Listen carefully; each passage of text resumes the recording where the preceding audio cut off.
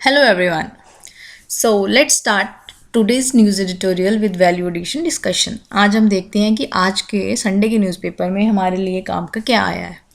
आज का जो न्यूज़पेपर है मोस्टली उसमें कुछ ऐसा इम्पोर्टेंट नहीं आता है जो आपके हिसाब से आए, बट मेनली इसमें कुछ साइंस एंड टेक्नोलॉजी या फिर इन्वायरमेंट रिलेटेड आ जाता है कभी कभी। ओके, तो हमने वो कोशिश की है कि जो आपको पेपर के हिसाब से इम्पोर्टेंट हो वो हम इसमें ऐड करें। देखिए, देखते हैं कौन सा है नेक्स्ट। पहला क्या है, matching ecology with agriculture economics. इसमें जो आज के आया है न्यूज़पेपर में, इसमें उन्होंने ना कुछ तीन कीवर्ड्स दिए हैं। एक आगे इकोलॉजिकल निच, दूसरी आगे है निश मॉडलिंग, एंड तीसरा उन्होंने इन्हीं का दिया है कि जो ये जो निश मॉडलिंग है ये आगे जाके उन्होंने एक एग्जांपल दे दी है सैफरन की, तो उसमें क्वांटिटी कितनी कितनी है। देखिए, हम देखते हैं कि व्हाट इज़ इकोलॉजिकल नीच। इसमें जो सर हैं डी बाला सुब्रमण्यम, जो कि सोशल वर्कर हैं शायद, हाँ ओके, तो उन्होंने लिखा हुआ है कि इकोलॉजिकल निच क्या है। उसमें एक प्लांट जो है हम वो अपने आप को एक इन्वायरमेंट में जो उसकी आसपास की कंडीशन है उसमें वो जीना सीखता है। ठीक है, बेसिकली वो सस्टेनेबल कैसे रह रहा है, उसमें उसकी क्या फंक्शनिंग है, क्या उसकी रेगुलर हैबिट है उस एरिया में। ओके, ये आ गया इकोलॉजिकल निच। और उसमें उन्होंने ये भी दिया है कि जो लोग जो प्लांट्स होते हैं वो अपने आप को अडेप्ट कर लेते हैं। किसकी एग्जांपल दी है, डेजर्ट प्लांट्स की, कि डेजर्ट प्लांट जो हैं वो कहाँ रहते हैं, कहाँ पे ग्रो करने पड़ते हैं, वो ड्राई और एरिड एरिया में, क्योंकि वहाँ पे नीचेज वैसी होती हैं, उनके पास वाटर स्टोरेज कैपेबिलिटीज़ होती है ना। टोमेटा होते हैं कहीं में थॉर्न्स लगे होते हैं, कैक्टस हो गया। ओके, तो ये उन्होंने ये कंसेप्ट दिया है। फिर उन्होंने क्या लिखा है कि इनको जो इकोलॉजिकल निश है उसमें लिविंग यानी कि non living plus living factors जो हैं वो इफ़ेक्ट करते हैं कि इकोलॉजिकल निश कैसी होगी, क्या है उसके आसपास के जो फैक्टर हैं। तो उन्होंने यही बोला है, मेन जो हमारा आर्टिकल आया उसमें ये लिखा है कि हमें देखना है कि जो हमारी डाइवर्सिटी है कोई भी टेरेन पे हो, चाहे हिली टेरेन पे साउथ में होगी, हिली में एरिया में, या फिर ईस्ट में हो, नॉर्थ ईस्ट में हो, तो उसकी हम पूरी डाटा कैसे लें, बायोडाइवर्सिटी की जो प्रॉपर एनालिसिस है वो हम कैसे करें, ये उन्होंने इसमें दिया है। तो उसमें देने के बजाय उन्होंने ना कुछ इंपॉर्टेंट कंसेप्ट्स दिए हैं जो हमारे पेपर के हिसाब से इंपॉर्टेंट हो सकते हैं। सेकेंड उन्होंने दिया है निश मॉडलिंग। निश मॉडलिंग में क्या दिया है कि निश मॉडलिंग क्या है, एक प्रिडिक्टिव टूल है न्यू पॉसिबिलिटीज़ को आइडेंटिफाई करने के लिए। कैसे, न्यू घर देख लिए, वही प्लांट्स के थ्रू एग्जिस्टिंग हैबिटेट, कोई न्यू जोग्राफिकल लोकेशंस देख ली जहाँ पे एक हम डिज़ायरेबल प्लांट को ग्रो कर सकते हैं अच्छे तरीके से। ओके, एक प्रेडिक्शन है कि यहाँ पे ये चीज़ आ सकती है। जैसे आपने देखा होगा, अगर नहीं भी देखा है तो आप सुन लीजिए, सनसेट टीवी में एक आया था, एक कंसेप्ट आया था पर्माकल्चर। उसमें क्या था, वो जो सर थे, जो ऑर्गेनिक फार्मिंग के सर हैं जिन्होंने शुरू की है, वो अपनी अलग अलग ब्रांचेस में या अपने जो स्टूडेंट्स हैं जो उनके अंडर आते हैं एग्रीकल्चर सीखने के लिए, उन्होंने वहाँ पे एक अभियान चलाया कि आपने जो एग्रीकल्चर टेक्निक्स है सिर्फ वो नहीं यूज़ करनी है जो केमिकल प्रोन हो, आपने वो यूज़ करनी है जो नेचुरल तरीके से हो। तो पर्माकल्चर में एक उसमें केस स्टडी थी कि किसी का बगीचा है एरिया में, वो नेचुरल जो चीज़ें गिरती हैं, समझ लीजिए एक पेड़ है, पेड़ से पत्ते गिर रहे हैं, जब वो डेड हो जाते हैं तो वो पत्ते नीचे आके उनको कीड़े मकोड़े जो हैं वो फर्टिलाइज कर करके खाद बना देते हैं, वही खाद वो पेड़ों को जा रही है। तो ये नेचुरल प्रोसेस हो रहा है, इसमें कुछ भी केमिकल नहीं है। तो उनके प्रोडिक्टिव टूल्स हैं ना कि यहाँ पे हमने क्या चीज़ लगानी है कि न्यू पॉसिबिलिटीज़ आएँ। ओके, तो फौना एंड फ्लोरा जो है वहाँ पे ग्रो कर रहा है और साइंटिफिक रिसर्च भी हो रही है। नेचर जो है ना नेचुरल हीलर है, खुद की भी और इंसान की भी। ठीक है, देन कुछ डेटा है जो आपके लिए इम्पोर्टेंट हो सकता है कि जो सैफरन है वो ईरान जो है वो 90% सैफरन ग्रो करता है और इंडिया कितना ग्रो करता है 5%। और ये सैफरन बेल्ट कहाँ पे है, आपने ज्योग्राफी में भी पढ़ा होगा, ये सैफरन बेल्ट जो है वो JNK में कहाँ पे है, old lake beds of Kashmir. Okay, क्योंकि वहाँ पे कौन सा क्लाइमेट है, टेम्परेट क्लाइमेट है, वेल सूटेबल होता है इनके लिए, इनकी ग्रोथ के लिए। Around 25 degree Celsius. और सॉइल की न्यूट्रिएंट भी अवेलेबल है बहुत ज़्यादा।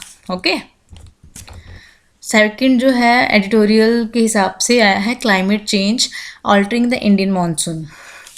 जो इंडियन मीटरोलॉजिकल डिपार्टमेंट है वो उन्होंने ना कुछ इंडिकेटर्स दिए हैं, जैसे कि उन्होंने बोला है कि 2022 में इंडिया ने सेकंड हाईएस्ट एक्सट्रीम इवेंट्स देखे हैं 1902 से लेके अब तक। ओके, क्यों देखे हैं वो बोल रहे हैं कि अभी ये स्टडीज़ हो रही हैं, अभी प्रॉपर कुछ पता नहीं चल रहा है कि क्या है, बहुत सारी चीज़ें मिक्स हुई पड़ी हैं। क्या?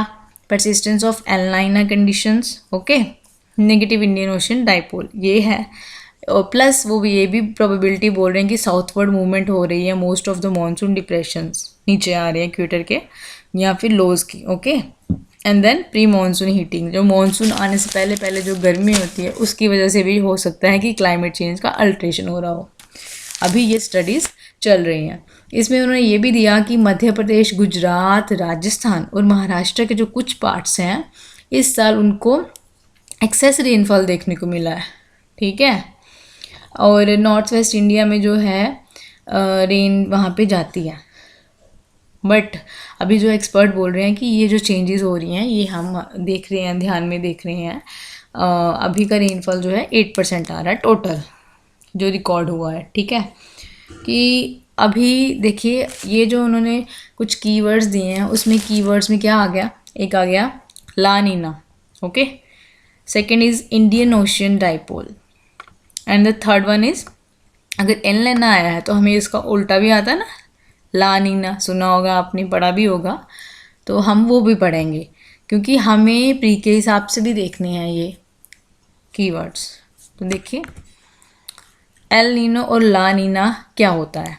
एल नीनो क्या हो गया, इरेगुलर इवेंट है जो पैसिफिक ओशन है ना उसका जो ईस्ट वाला पार्ट, देखिए यहाँ पे जो ईस्ट वाला पार्ट जो है ये north America and south America, इसका जो ईस्ट वाला पार्ट है वहाँ पे क्या हो रहा है, कुछ एबनॉर्मल गर्मी आ रही है, करंट की, ओशन करंट जो है ना यहाँ पे वो वार्म हो रहे हैं, कुछ इंटरवल्स में होते हैं 2 से लेके 7 साल में।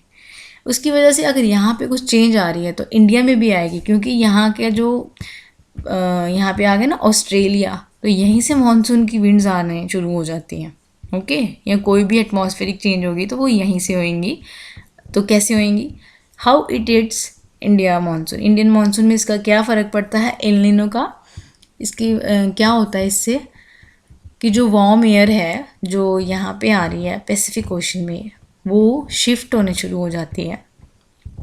ठीक है, और इंडियन ओशन में आ जाती है, बट जब यहाँ पे आती है तो वो हाई प्रेशर बनाती है। अगर हाई प्रेशर होगा तो टेम्परेचर कम होगा। ओके, टेम्परेचर कम होगा तो कन्वेक्शन नहीं होगी, कन्वेक्शन से ही रेन होती है ना, कन्वेक्शन नहीं होगी तो रेन भी नहीं होगी। उससे क्या हो जाएगा, ड्रॉट हो जाएगा, खतरा हो जाएगा हमारे नेशन को कि ड्रॉट हो सकता है, सूखा पड़ जाएगा। किसानों के सुसाइड्स भी सुने हैं ना आपने।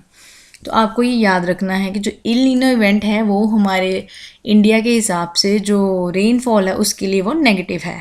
ओके, और जो ला नीना है वो उसका पॉजिटिव है। उसमें क्या होता है, ला नीना में क्या होता है कि वार्म जो इल नीनो फिनोमिना है उसके बाद होता है जो इक्वेटोरियल रीजन जो वो एल नीनो गर्म करके गया ना, ये उसको ठंडा कर देता है। ओके, साउथ अमेरिका और ओशियन में। इससे क्या होगा, वो गर्म हवा आ जाएगी ना, गर्म हवा ऊपर जा रही है, ऊपर चलती गई इक्वेटर को क्रॉस किया, कोरियोलिस फोर्स आई, वो राइट साइड मुड़ गए नॉर्थ में। जैसे ही मुड़ गए तो मानसून आ गई हमारी, साउथ वेस्ट मानसून आ गया जी, और रेन्स पूरे इंडिया में आ गई। उससे फ़ायदा ही फ़ायदा होगा, फसल में पैदावार होगी, ठीक है, रिलीफ मिलेगा, मानसून जो है वो काफ़ी ज़्यादा हैप्पी पार्ट हो जाएगा। ओके, तो ये आ गया आपके दोनों पार्ट। एल नीनो जो है वो नेगेटिव इफेक्ट करेगा इंडिया के इंडिया के रेनफॉल को, और जो ला नीना है वो पॉजिटिवली इफेक्ट करेगा। ठीक है, एल नीनो को बोलते हैं child Christ. Okay, then comes Indian Ocean dipole. इसका हमने सिर्फ पॉजिटिव फेज देखा है, नेगेटिव जो होगा वो उसके हिसाब से, पॉजिटिव के हिसाब से जो ऑपोजिट होगा वो नेगेटिव हो जाएगा। आइए देखिए क्या है इंडियन ओशन डाइपोल। अगर यहाँ पे इंडियन ओशन दिया है तो इसका मतलब क्या है, इंडियन ओशन के ही आसपास है। देख लीजिए फिगर में, यहाँ पे कौन से नेशंस दिए हैं। यहाँ पे अफ्रीका दिया है बिल्कुल वेस्ट में, देन इक्वेटर की आगे जो ये डॉटेड लाइन, उसके ऊपर आ गया इंडिया एंड साउथ में आ गया ऑस्ट्रेलिया। ओके जी, तो इसमें हमने क्या देखना है कि इंडियन ओशन डाइपोल कुछ नहीं है, जो इंडिया का ओशन है यानी कि इंडियन ओशन है, जो इंडो पैसिफिक का जो नीचे वाला पार्ट है, इसमें क्या है डिफरेंस हो जाता है ओशन टेम्परेचर का। ईस्ट वाली साइड पे और वेस्ट वाले साइड पे क्या हो जाता है, एक साइड गर्म हो जाएगा, दूसरी साइड ठंडा हो जाएगा। अगर दूसरी साइड ठंडा हो रहा है तो एक साइड गर्म हो जाएगा। ओके, तो इससे क्या होगा देख लेते हैं। अगर गर्म ओशन हो गया एक साइड पे, समझ लीजिए अगर गर्म हो गया, उससे क्या होगा कन्वेक्शन होगी, हमने पीछे भी पढ़ा। कन्वेक्शन होगी तो क्या होगी, ग्रेटर चांस होगा रेनफॉल का, ठीक है। बट ज़्यादा हो गया तो उससे क्या हो जाएगा, फ्लड्स आ जाएंगे। अभी आ रहे हैं ना फ्लड्स आ जाएंगे, कुछ इंडियन सब कॉन्टिनेंट में आ जाएंगे, ये ईस्ट अफ्रीका में आ जाएंगे, ठीक है। एंड देन सेकंड पार्ट, अगर कूलर ओशियंस होंगे, ठंडा पानी होगा तो वो कन्वेक्शन नहीं होगी, वो सिंक करेगी, मतलब नीचे जाएगी एयर, ठीक है, वो राइज नहीं करेगी। अगर राइज ही नहीं करेगी तो उसको वो एटमॉस्फेयर नहीं मिलेगा कि वो प्रॉपर सैचुरेट हो या फिर प्रेसिपिटेशन करे, तो उसकी वजह से क्या होगा, रेन के चांसेस बहुत ज़्यादा कम हो जाएंगे। ओके, तो यहाँ कम होंगे तो ऑस्ट्रेलिया में भी कम होंगे, ठीक है। तो ये आ गया आपका पॉजिटिव, तो नेगेटिव भी इसका वैसे वर्सा हो जाएगा। Okay, and the last one is titbit या फिर फैक्ट्स, जो हमने पूरे न्यूज़पेपर का क्रक्स में देखे हैं। क्या आपने सुना ही होगा, प्राइम मिनिस्टर के बर्थडे पे इंट्रोडक्शन हुआ था, चीताज लाए गए थे। कहाँ से लाए गए थे, नामीबिया अफ्रीका से। ओके, और कहाँ डाले गए हैं, ये कूनो पालपुर नेशनल पार्क मध्य प्रदेश में डाले गए। कितने थे, 8। Okay, then comes United Nation Security Council का ये 1267 लिस्ट है, हो सकता है ये पूछ लें। तो आपको ये याद रखना है कि 1267 लिस्ट जो है वो किस बेस पे है, ये कौन से बेस पे है, टेरर बेस पे है। देन कम्स कि जो रॉजर फेडरर हैं वो रिटायर हो रहे हैं।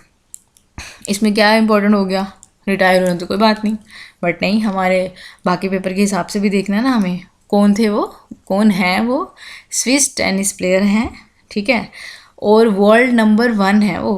कितने हफ्ते के लिए रहे थे, 310 वीक्स के लिए।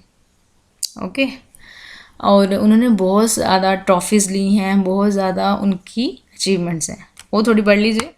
क्या किया उन्होंने, 120 grand slam singles title plus 103 ATPS singles, 28 masters crown and 6 ATPs final. Okay, तो thank you so much, and please do like, share and subscribe the video. This is our free initiative and we want that this should reach to all the people around there. Thank you.